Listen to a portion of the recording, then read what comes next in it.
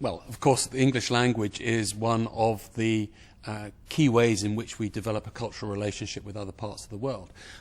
All cultural relations organisations use their language as a way of developing closer relationships. But English has this unique ability to be the world language, the language of communication across different cultures, across different countries, the language which provides opportunity for individuals. And so it has a demand, people have a demand for English which is uniquely greater than any other language. So it provides a huge opportunity for us as an organisation, but also an enormous obligation on us to actually meet that opportunity. I think that there is always that danger, but I think what David Graddle in his book has demonstrated, and the more we talk about it, the more we understand it, that the real opportunity for individuals is not to just have English, but to be multilingual, to actually have access to many different languages. The challenge for us in the UK is to make sure that our young people also have the opportunity for multilingualism.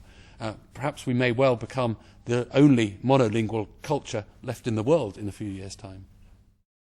I think the thing that's happened to English over the last 10 years is that it has become even more so than before, the language of international communication. And people are now expecting to be able to communicate in a whole host of different ways. Obviously the internet, social networking sites, whether Facebook or whatever it might be in different countries. The great thing about the internet is it provides the opportunity to engage in a whole host of different languages, but also it emphasises the need for English. Alongside that, there's been the growth of English as a medium of commercial exchange and commercial communication. So for employment reasons, people need English. For personal reasons, for international communication, they need English. So it is, whether people like it or not, now a tool of mass communication, and it's needed by the general public, not just by the elite. Well, I think that there's both an opportunity but also an obligation on us as an organisation. We have for years and years taught English, and we teach it extremely well, but we only teach it to a very small number.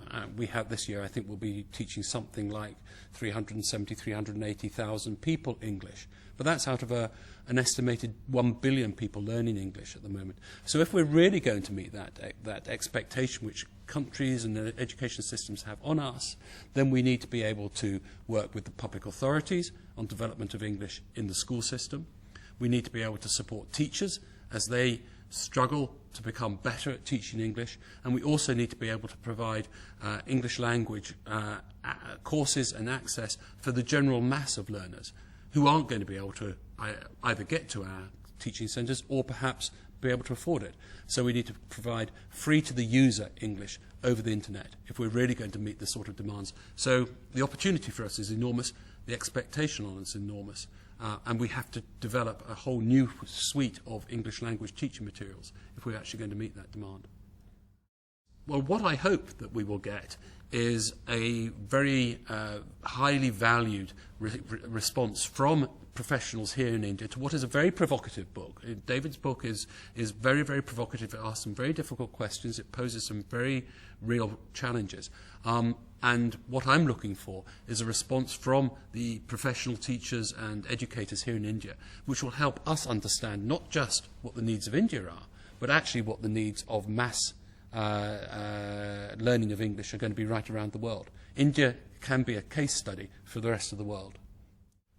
Project English is one of the most important projects that we have in the British Council. It is about establishing a new way of teaching English, a new way of working with English, not just for India, but right around the world. But the place it's going to start is here in India.